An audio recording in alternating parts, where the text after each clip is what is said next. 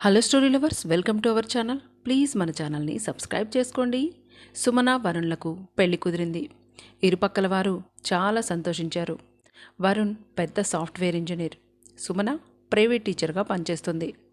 ఇద్దరు ఉద్యోగస్తులే కాబట్టి ఈ సంబంధం నచ్చి సుమన అమ్మ నాన్న, మేనమామ, ఆయన భార్య మాట్లాడుకోవడానికి, ఇచ్చిపుచ్చుకోవడానికి వరుణ్ వాళ్ళ ఇంటికి వెళ్ళారు. పెద్ద డబుల్ బెడ్రూమ్ ఇల్లు పొందికగా ఉంది.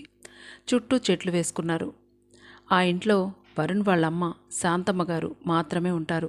శాంతమ్మ గారు వీళ్ళని చూసి హడావుడిగా కంగారు పడుతూ అందరికీ వంట చేసి పెట్టేటప్పటికీ ఆపసోపాలు పడిపోయింది. భోజనాలు చేసి మాటలకు కూర్చున్నారు.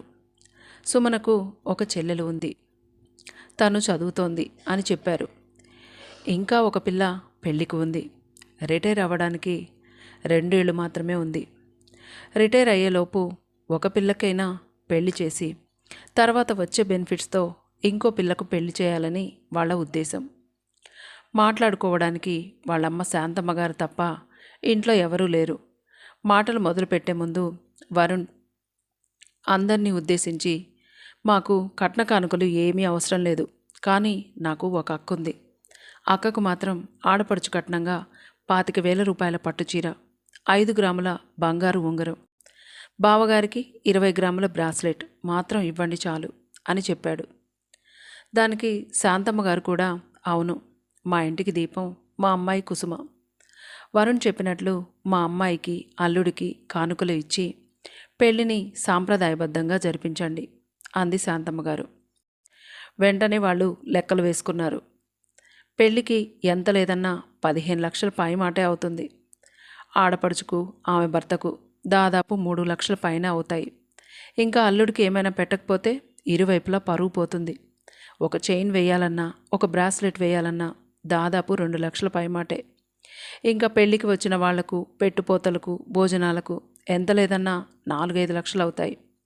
కట్నం లేదంటూనే 20 లక్షలు అవుతున్నాయి. మరీ ఇంతనా అనుకున్నారు. మీరు అమ్మాయికి ఏం పెడతారండి అని అడిగారు సుమన మేనమామ. ప్రస్తుతం ఉంగరం పెడతాం, అంతకు మించి మేమేమీ పెట్టలేము. అయినా మాకుంది ఒక్కడే కొడుకు, వాడికున్నదంతా అమ్మాయికే కదా అంది శాంతమ్మగారు. ఇల్లు స్థలం అంతా కలిపి దాదాపు 2 కోట్లైనా ఉంటుంది. ఒకవేళ రేపు కూతురు వచ్చి తనకు ఆస్తిలో హక్కు ఉంది అంటే ఎలా అని ఆలోచించారు. ఈ ఇల్లు ఎవరి పేరు మీద ఉందండి అని అడిగారు. మా అమ్మ పేరు మీద ఉంది అన్నాడు వరుణ్. రేపు మీ అమ్మాయి వచ్చి తనకు ఇందులో హక్కు ఉంది అంటే ఎలా అన్నారు. మా అమ్మాయికి ఆ అవసరం లేదు అంది శాంతమ్మ గారు. ఈ కాలంలో ఎవరిని నమ్మడానికి లేదండి అంది సుమన తల్లి. మీకు అంత అనుమానంగా ఉంటే పెళ్లి మానుకోండి అని అక్కడి నుంచి లేచి వెళ్ళిపోయాడు వరుణ్. సుమన మేనమామ సుమన తల్లిదండ్రుల్ని పక్కకు పిలుచుకొని వెళ్ళి, మీకేమన్నా మతిపోయిందా? అబ్బాయికి నెలకు 2.5 లక్షల జీతం వస్తుంది. ఎంత సమయం కావాలి ఇలాంటి ఇల్లు కట్టడానికి? ఇంకా చిన్న వయసే కదా, ఎంతో ఎత్తుకు ఎదుగుతాడు. కొంచెమైనా బుర్ర పెట్టి ఆలోచించండి. బాధ్యతలు ఏమీ లేవు. ఆ ఆడపడుచు ఎక్కడో ఢిల్లీలో ఉంటుందట. ఎప్పుడో కానీ రాదు. పిల్లవాడికి ఎలాంటి చెడు అలవాట్లు కూడా లేవు. ఏవో చిన్న చిన్న విషయాలకు ఇంత మంచి సంబంధం వదులుకుంటారా అని సర్ది చెప్పాడు. మొత్తానికి సంబంధం ఖాయం చేసుకొని వెళ్ళిపోయారు. ఇక్కడ జరిగిన అన్ని విషయాలను సుమనకు చెప్పింది ఆమె తల్లి. మీ ఆడపడుచుతో చాలా జాగ్రత్తగా ఉండాలే సుమన. మీ ఆడపడుచు కోసం పెళ్ళి కూడా వదిలేసుకోవడానికి సిద్ధమయ్యాడు వరుణ్. రేపు నువ్వు ఆ ఇంటికి వెళ్ళాక వరుణ్కి వాళ్ళక్క గురించి మాట్లాడే అవకాశమే ఇవ్వద్దు. నీ కొంగుకు ముడి వేసుకో అని సుమనకు గీతోపదేశం చేసింది ఆమె తల్లి. ఆమెకు కూడా 3 ఆడపడుచులు ఉండేవారు. వాళ్ళు ఆడపడుచు అర్ధమొగుడు అంటూ తరచూ వచ్చి ఆమెను సతాయిస్తూనే ఉండేవారు. దాంతో సుమన తల్లికి ఆడపడుచులంటేనే పడదు. ఇప్పుడు మళ్ళీ కూతురికి కూడా అదే బాధ వచ్చిందే అన్నదే ఆమె బాధ. మొత్తానికి వరుణ్ సుమనల వివాహం ఘనంగా జరిగింది. అత్తగారింట్లో ఆడపడుచుకు ఎంత గౌరవం ఇస్తారో కళ్ళారా చూస్తూ తనకు తెలియకుండానే ఆమెను ద్వేషించటం మొదలుపెట్టింది సుమన. ఇంతకు తన ఆడపడుచు పెళ్లికి రాలేదు. ఆమె అత్తగారికి ఆరోగ్యం బాగోలేక హాస్పిటల్లో జాయిన్ చేసినందువల్ల రాలేకపోయింది. సుమనకు అత్తగారింట్లో హాయిగా రోజులు గడిచిపోతున్నాయి. అత్తగారు చాలా నెమ్మదస్తురాలు, పైగా కొంచెం అమాయకురాలు కూడా. కానీ వాళ్ళు రోజు వాళ్ళ అక్కతో మాట్లాడకుండా పడుకోరు. తనతో కూడా ఫోన్లో మాట్లాడింది, కానీ తను పొడి పొడిగా మాట్లాడడం వల్ల ఆమె ఇక తనను ఇబ్బంది పెట్టలేదు. అన్ని విషయాలు రోజు తల్లితో పూసగుచ్చినట్లు చెప్తుంది సుమన. తల్లి కూడా వాళ్లతో ఎలా మసులుకోవాలి, సమయ సందర్భాలను బట్టి ఎలా ఉండాలి అని ఏదో ఒక సలహా ఇచ్చేది. వరుణ్ తన అక్క గురించి ఎప్పుడు మాట్లాడాలని చూసినా సుమన టాపిక్ మార్చేసేది. ఇక వరుణ్ కూడా ఆమె గురించి సుమన ముందు మాట్లాడడం మానేశాడు. ఒకరోజు వరుణ్ సుమన ఇద్దరూ ఇంటికి వస్తుండగా కన్స్ట్రక్షన్ కోసం తోలిన ఇసుక రోడ్డు మీదకు వచ్చి బండి స్కిడ్ అయ్యి ఇద్దరూ కింద పడ్డారు. వరుణ్ కుడిపక్కకు పడగా సుమన ఎడమవైపు బైక్ కింద పడిపోయింది. సుమన వరుణ్ ఇద్దరు హాస్పిటల్లో జాయిన్ అయ్యారు. వరుణ్కు చెయ్యి, సుమనకు కాలు విరిగాయి. వరుణ్కి కట్టుతో సరిపోయింది, కానీ సుమనకు కాలు ఆపరేషన్ చేసి రాడ్ వేశారు. దాంతో కదలడానికి కూడా లేకపోయింది. సుమన తల్లి తండ్రి వచ్చారు. ఇద్దరిని డిశ్చార్జ్ చేసే వరకు హాస్పిటల్లోనే ఉన్నారు. శాంతమ్మ గారు భయపడిపోయింది. ఆమె ఇంట్లోనే ఉండి వంట చేసి పంపించేది. హాస్పిటల్ నుండి డిశ్చార్జ్ అయ్యి ఇంటికి రాగానే, సుమన, నీ చెల్లెలకు పరీక్షలున్నాయి, నేను వెళ్ళాలమ్మా అంది సుమన తల్లి.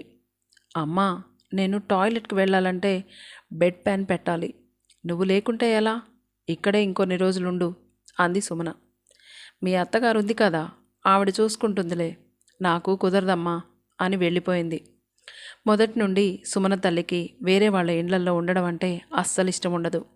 ఆమెకు అలవాటు కూడా లేదు. ఏమే, సుమన అంతగా అడుగుతుంటే వెళ్ళొచ్చు కదా అన్నాడు సుమన తండ్రి. ఎప్పుడూ అత్తగారికి కోడలు చేయడమేనా? కోడలికి కూడా అత్త చేస్తే అప్పుడు తెలుస్తుంది ఆ బాధ ఏంటో అని ఇంకా ఆ టాపిక్ అక్కడితో కట్ చేసింది. అంతకుముందు ఇంట్లో మొత్తం పని అంతా సుమన అత్తగారే చేసేది. కానీ అందరికీ తానే చేస్తున్నట్లుగా చెప్పుకునేది సుమన. ఆమెకు అందరిలో తప్పులే కనిపించేవి. సుమన తల్లిదండ్రి వెళ్ళిపోయిన తర్వాత నిజంగానే శాంతమ్మ గారికి దిక్కుతోచలేదు. ఇద్దరూ అలా మంచానికి అతుకుపోవడం చూసి విలవిల్లాడిపోయింది. ఇక భరించలేక కూతురు కుసుమకు ఫోన్ చేసింది. కుసుమ గొంతు వినగానే ఫోన్ తీసుకొని వరుణ్ పసిపిల్లాళ్ళ వెక్కి వెక్కి ఏడ్చాడు. అక్క, నువ్వు ఇక్కడికి రా, మాకేమీ దిక్కుతోచడం లేదు, అమ్మకు చేత కావడం లేదు అని చెప్పాడు వరుణ్. నువ్వు కంగారు పడి అమ్మను సుమనను కంగారు పెట్టకు. ధైర్యం చెప్పాల్సిన నువ్వే ఇలా డీలా పడిపోతే ఎలా? మనుషులకి కాక మానులకు వస్తాయా కష్టాలు? ఇటువంటప్పుడే ధైర్యంగా ఉండి సమస్యని ఎదుర్కొని బయటపడాలి. నేను ఆల్రెడీ టికెట్ బుక్ చేసుకున్నాను, రేపు రాత్రికి వచ్చేస్తున్నా, నేనొచ్చి అన్నీ చూసుకుంటా, బెంగ పెట్టుకోకు అని చెప్పి ఫోన్ పెట్టేసింది కుసుమ.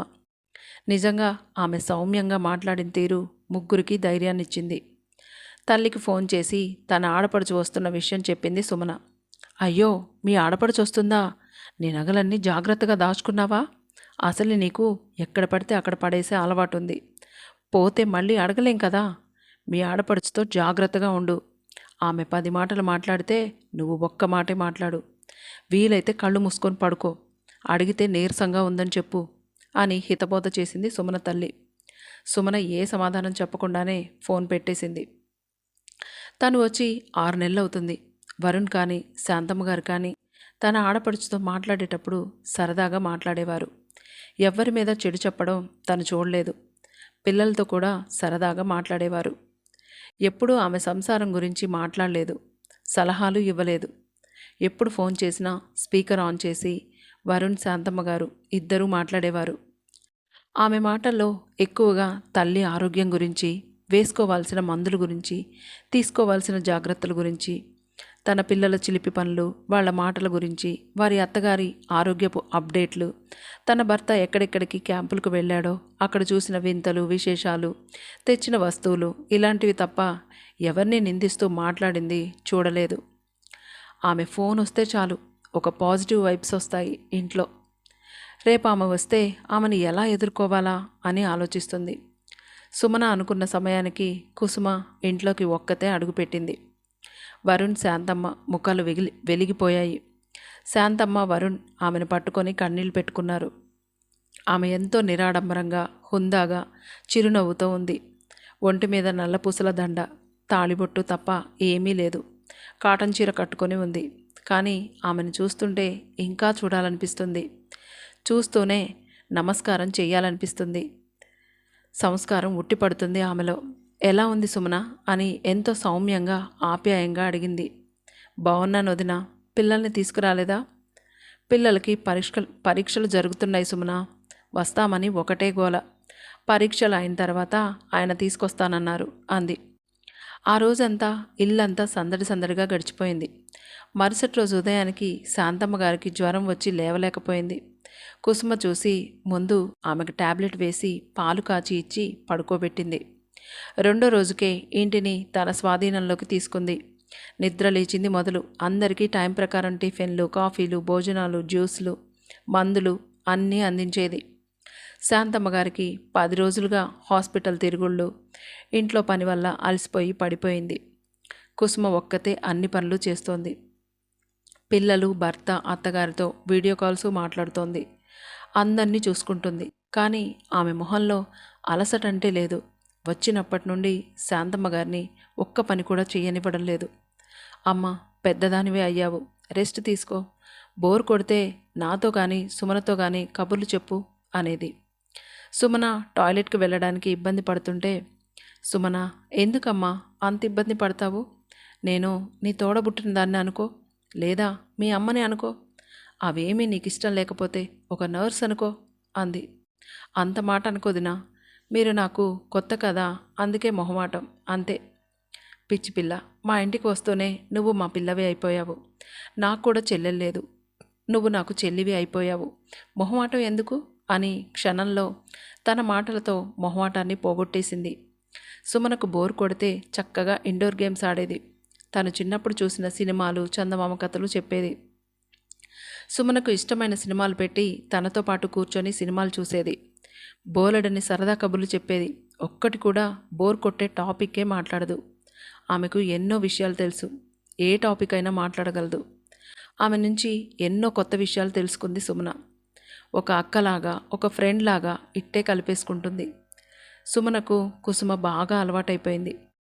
ఇంట్లో ఎవ్వరూ సీక్రెట్గా కానీ, గుసగుసలుగా కానీ మాట్లాడింది చూడలేదు. తన పుట్టింటికి, ఈ ఇంటికి, నక్కకి నాగలోకానికి ఉన్నంత తేడా ఉంది. సమయం ఇట్టే 1 రోజులు గడిచిపోయింది. వరుణ్ ఆఫీస్కి వెళ్ళడం మొదలుపెట్టాడు. సుమన వాకర్ పట్టుకొని మెల్లగా నడుస్తుంది. సుమన తల్లి, తండ్రి వచ్చారు. కుసుమను చూసి, సుమన తల్లి, ఇప్పుడు అర్థమైందా? ఆమెకి అక్కడ గతి లేదు, అందుకే పట్టుచీర, ఉంగరం అడిగారు. మంచిగా నటించి నీ మొగుడు బ్యాంక్ బ్యాలెన్స్ మొత్తం ఖాళీ చేసి వెళ్తుంది చూడు అని గుసగుసలాడింది. కుసుమ వాళ్లకు కూడా చక్కగా అన్నీ చేసి పెట్టింది. సుమన తల్లి ఇంకేదో చెప్పబోతుంటే అక్కడి నుంచి వెళ్ళిపోయింది సుమన. కుసుమ భర్త రవి పిల్లలను, వాళ్ళ అమ్మను తీసుకొని వచ్చాడు. ఇద్దరూ చాలా ముద్దుగా ఉన్నారు. 10 సంవత్సరాల బాబు, 7 సంవత్సరాల పాప. వాళ్ళిద్దరూ వరుణ్, సుమనను వదలలేదు. వాళ్ళు ఉంటే ఇల్లంతా సందడే సందడి. కుసుమ, నేను వదిలి ఉండలేక వచ్చేశానే అని వాళ్ళ అత్తగారు అంటుంటే సుమన నోరు తెరుచుకొని ఉండిపోయింది. నేను అదే అనుకుంటున్నాను. నా మనసు గ్రహించి ఆయన మిమ్మల్ని తీసుకొచ్చారమ్మా అని సంతోషంగా అంది. ఇలా కూడా ఉంటారా అత్త కోడళ్ళు అని ఆశ్చర్యపోయింది సుమన. వాళ్ళందరూ 10 రోజులు ఉన్నారు. వెళ్ళేటప్పుడు వరుణ్ సుమనలను కూర్చోబెట్టి, మీ పెళ్ళికి రాలేకపోయాము, ఇప్పుడు ఇస్తున్నాము తీసుకోండి అని ఇద్దరికీ తాంబూలంలో పెళ్లి కానుకగా గిఫ్ట్స్ పెట్టి ఇచ్చారు. హనీమూన్కి సింగపూర్లో హోటల్ బుకింగ్తో సహా వరుణ్కి టికెట్స్ని గిఫ్ట్ కింద ఇచ్చారు. సుమనకు ఒక డైమండ్ సెట్ ఇచ్చారు. అక్క, ఇంత కాస్ట్లీ గిఫ్ట్స్ ఎందుకక్క ఇప్పుడు అన్నాడు వరుణ్. నాకున్నది నువ్వు ఒక్కగానొక్క తమ్ముడివి, ఒక్కగానొక్క మరదలు. ఆ మాత్రం నా మరదలకి పెళ్లి కానుక ఇవ్వకుంటే ఎలా అంది కుసుమ. నాకుంది ఒక్కగానొక్క బామ్మర్ది, చెల్లెలు, ఆ మాత్రం కానుక ఇవ్వకుంటే ఎలా అన్నాడు రవి. అందరూ సరదాగా నవ్వుకున్నారు. ఆ రోజంతా హాయిగా గడిచిపోయింది. మరుసటి రోజు వాళ్ళంతా బయలుదేరుతుంటే శాంతమ్మ గారు సుమనను పిలిచి, సుమన వాళ్ళు ఆడపడుచు కట్నంగా ఇచ్చిన కానుకలు తీసుకోండి అంటూ, సుమన తాంబూలం ఇవ్వమ్మా అంది శాంతమ్మ గారు. అమ్మా, మీకేం చెప్పాను? ఆడపడుచు కట్నం అడగొద్దు అని చెప్పానా? మళ్ళీ ఎందుకు అడిగారు? అంది కుసుమ. శాంతమ్మ ఏమీ మాట్లాడకుండా కన్నీళ్లు పెట్టుకుంది. అది చూసి కుసుమ ఊరుకుండిపోయింది. వరుణ్ తన అక్కకు ఘనంగా బంగారు టెంపుల్ జ్యువెలరీ సెట్, బావకు బంగారు టెంపుల్ డిజైన్లో ఉన్న బ్రాస్లెట్, పిల్లలకు మెడలో బంగారు గొలుసులు వేశాడు. ఏమిట్రా ఇదంతా? నాకు ఇష్టం ఉండదని నీకు తెలుసు కదా అక్క. నువ్వు చేసిన దానితో పోలిస్తే ఇది ఆవగింజంత కూడా లేదక్క. ఇప్పుడు నీ తమ్ముడు కూడా సంపాదిస్తున్నాడు. తన పెళ్ళికి తన అక్కకు ప్రేమతో ఇస్తున్న చిరుకానుక అనుకో. వద్దనొద్దు. బావా, నువ్వైనా చెప్పు బావా అక్కకి. తీసుకో కుసుమ, వాళ్ళ మనసు బాధ పెట్టకు అన్నాడు రవి. కుసుమ ఇంకేమీ మాట్లాడలేదు. వాళ్ళ అత్తగారికి కూడా పట్టుచీర పెట్టారు. నా మూలంగానేనమ్మా వీళ్ళు మీ పెళ్ళికి రాలేకపోయారు అని బాధపడింది కుసుమ అత్తగారు. అందరూ ఆ రోజు సాయంత్రం ఫ్లైట్లో ఢిల్లీకి వెళ్ళిపోయారు. అక్క వెళ్ళిపోగానే వరుణ్ ఒక్కడే మేడ మీద కూర్చొని బాధపడుతూ ఉన్నాడు. ఇల్లంతా బోసిపోయినట్లుంది. శాంతమ్మ గారు భోజనం చేసి పడుకుంది. సుమన మేడ మీదకు వెళ్ళింది. ఏం చేస్తున్నావు వరుణ్? ఒక్కడివే? వదిన గురించి ఆలోచిస్తున్నావా? వదిన ఉన్నన్ని రోజులు అసలు టైమే తెలియలేదు. వదిన వెళ్ళిపోతుంటే ఒక ప్రాణ స్నేహితురాలు వెళ్ళిపోయినట్లుంది. ఆవిడ ఎంత సరదా మనిషి, ఎంత ఓర్పు, ఎంత ధైర్యం, ఎంత పని చేస్తారో. వదినకు అసలు కోపం రాదా అని అన్ని ప్రశ్నలు ఒకటేసారి అడిగేసింది సుమన. మా అక్క పడ్డ కష్టాలే ఆమెకు అంత సహనాన్ని వచ్చేటట్లు చేశాయి. ఒక ఆడపిల్లగా ఆమె ఎంత కష్టపడిందో, ఎన్ని మాటలు అనిపించుకుందో, ఎన్ని కన్నీళ్లు కార్చిందో నాకు మాత్రమే తెలుసు అన్నాడు వరుణ్. తన ఆడపడుచు టాపిక్ ఎప్పుడు వచ్చినా టాపిక్ మార్చేసే సుమన ఇప్పుడు అనుక్షణం కుసుమ జపం చేస్తోంది. వదిన అన్ని కష్టాలు ఏం పడింది వరుణ్? అంది సుమన. మా నాన్నది పెద్ద బిజినెస్, కోట్లల్లో వ్యాపారం జరుగుతుండేది. అక్క పుట్టిన తర్వాత మళ్ళీ పిల్లలు పుట్టలేదట. అందుకని వారసుడి కోసం ఎక్కని గుడి లేదు, మొక్కని దేవుడు లేడట. చివరికి పిల్లలు పుట్టారని అనుకుంటున్న సమయంలో అక్క పుట్టిన 12 సంవత్సరాలకు నేను పుట్టాను. నేను 10 సంవత్సరాల వయసులో ఉన్నప్పుడు నాన్నకు బిజినెస్లో లాస్ వచ్చి అప్పుల పాలై అన్నీ అమ్ముకొని రోడ్డున పడ్డాము. అంతవరకు మా ఇంట్లోనే ఉంటూ తింటూ పబ్బం గడుపుకున్న బంధువులు ఎవ్వరూ మమ్మల్ని ఆదుకోకపోగా నాన్న మాటలు అన్నారు. మా నాన్న ఎవ్వరికీ మొహం చూపించుకోలేక స్లమ్ ఏరియాలో ఉన్న చిన్న 2 గదుల ఇంట్లోకి మారాము. మానసికంగా కృంగిపోయిన నాన్న మంచం పట్టి చనిపోయారు. ఇదంతా తట్టుకోలేని అమ్మ మనసు చలించిపోయి తనలో తానే మాట్లాడుకోవడం, నవ్వుకోవడం చేసేది. నాకైతే చాలా భయమేసేది. ఇవన్నీ చూస్తూ అక్క కృంగిపోకుండా ధైర్యం తెచ్చుకుంది. అప్పటికే అక్క పీజీ ఫైనల్ ఇయర్ చేస్తోంది. పరీక్షలు రాసే అవకాశం కూడా లేదు. ముందు ఉద్యోగ ప్రయత్నం చేసి ఉద్యోగం సంపాదించుకొని ఆ స్లమ్ ఏరియా నుంచి మంచి ఏరియాకు ఇల్లు షిఫ్ట్ చేసింది. అమ్మను సైకియాట్రిస్ట్కు చూపించింది. ఆమె మానసికంగా దెబ్బతిందని, కోలుకోవడానికి చాలా సమయం పడుతుందని డాక్టర్ చెప్పాడు. అమ్మ ఎప్పుడూ మందులు వేసుకొని పడుకొనే ఉండేది. ఒకవేళ ఏదన్నా పని చేయడానికి వెళ్తే అవన్నీ పాడు చేసేది. కానీ ఆ విషయాలేవి ఆమెకు తెలిసేవి కాదు. అమ్మను చూసుకోవడానికి ఒక మనిషిని పెట్టింది అక్క. ఇంట్లో అన్ని పనులు చేసుకొని నన్ను స్కూలుకు పంపి ఆఫీస్ పని చేసి వచ్చి మళ్ళీ ఇంట్లో నన్ను చదివించడం దగ్గర నుంచి అన్నీ తనే చూసుకునేది. తను నన్ను, అమ్మను అమ్మలా సాకింది. ఎంతో గారాబంగా అష్టైశ్వర్యాలలో పెరిగిన అక్క అష్ట కష్టాలు పడుతూ బాధ్యతల బరువులు మోసింది. వయసులో ఉంది, దానికి తోడు కష్టాలు వచ్చి చాలా ఉద్యోగాలు మారింది. చివరకు రవిబావగారి కంపెనీలో స్థిరపడింది. ఎన్నో ఇండ్లు మారాము. వచ్చిన డబ్బు సగం ఇంటి ఖర్చులకే వెళ్ళేది. చాలా వరకు అమ్మ మందులకే ఖర్చు అయ్యేవి. అందుకే ముందు ఒక గూడు కట్టుకుందాం అనుకొని ఆఫీస్లో లోన్ పెట్టుకొని ఈ ఇల్లు కట్టడం మొదలుపెట్టింది.